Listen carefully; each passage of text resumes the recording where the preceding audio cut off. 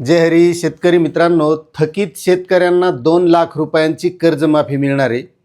मात्र यामध्ये आता थकीत 2012चे आहेत, काही 2015चे आहेत, काही 2018चे आहेत, काही 2019चे आहेत, काही 2021-22चे आहेत.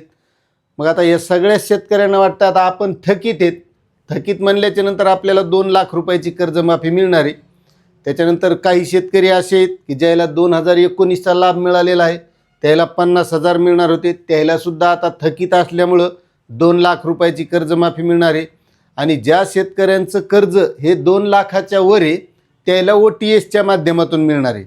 मात्र आता या सगळ्याच शेतकऱ्याला वाटायला आहे, ज्यानं 2012ला घेतलं आहे, 15ला घेतलं आहे, आपणही थकीत आहेत, आपल्यालासुद्धा या कर्जमाफीचा लाभ मिळू शकतो.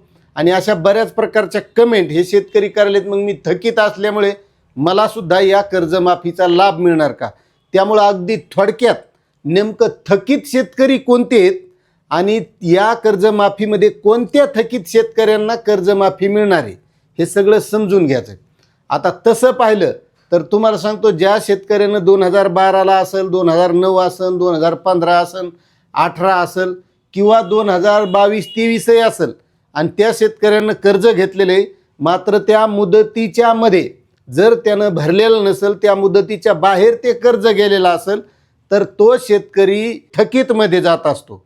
पण यामध्ये महत्त्वाचा प्रश्न असा आहे की जो 2 जून 2026 रोजी राज्य सरकारनं कर्जमाफीचा शासन निर्णय काढला, त्या शासन निर्णयामध्ये नेमके थकीत शेतकरी कोणते आहेत हे सुद्धा लक्षात येणं गरजेचं आहे. मग आपलं कर्ज कधीचंही असू, त्यामुळं थोडक्यात आपण थकीत शेतकरी कोणते यामध्ये पात्र होणार आहेत ते बघू.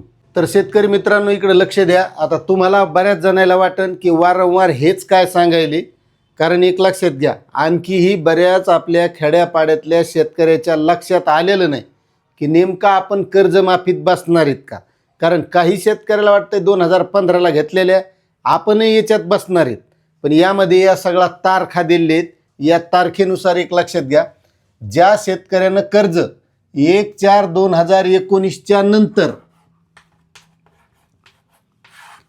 ते 31/3/2025 पर्यंत उचल केलेली, म्हणजे घेतलेलं आहे, उचललेलं आहे, मग ते अल्पमुदतीचा असो किंवा एवढ्या 1/4/2019च्या नंतर 31/3/2025 पर्यंत पुनर्गठन केलेलं असेल, फेर पुनर्गठन केलेलं असेल, कोणत्याही प्रकारचा असो, मात्र ते थकीत आहे इथपर्यंत 30/9/2025 पर्यंत. एवढ्या दिवसात उचल केली, थकीत 30/9/2025 पर्यंत थकीतच आहे. आणि त्याच्यानंतर समजा त्या शेतकऱ्याने 30/9/2025च्या नंतर जर भरलेला असलं तर तो सुद्धा पात्र नाही. त्याचं कारण असं आहे की न भरलेले शेतकरी 31/3/2026 पर्यंत पाहिजेत. म्हणजे इथपर्यंत थकीत आहे, त्यानं नंतर इथपर्यंत भरलेलं सुद्धा नाही पाहिजे. जर ह्या दोन्ही तारखेच्या मध्ये त्या शेतकऱ्यानं भरलेलं असलं तर तो सुद्धा याच्यात पात्र होणार नाही. एक लक्षात घ्या, हे शेवटी सरकार आहे. कोणी काहीही सांगितलं असलं तरी ते त्यांच्या नियमानं त्यांनी जे ठरवलंय, त्यांनी जो हा शासन निर्णय काढलेला आहे, या शासन निर्णयाप्रमाणेच जे शेतकरी थकीत आहेत त्यालाच 2 लाख रुपयाची कर्जमाफी मिळणार आहे. तुम्ही आता लोकचा सगळा इतिहास जर बघितला, तुमचा पीक विमा असेल, तुमचं महाडीबीटीचं अनुदान असेल, तुमचं अतिवृष्टीचं अनुदान असेल किंवा आता कर्जमाफीचं धरा 30 जूनपर्यंत सांगित होते, त्याच्या आधी तर निवडणुकीच्या अगोदर 7/12 कोरास सांगितला होता.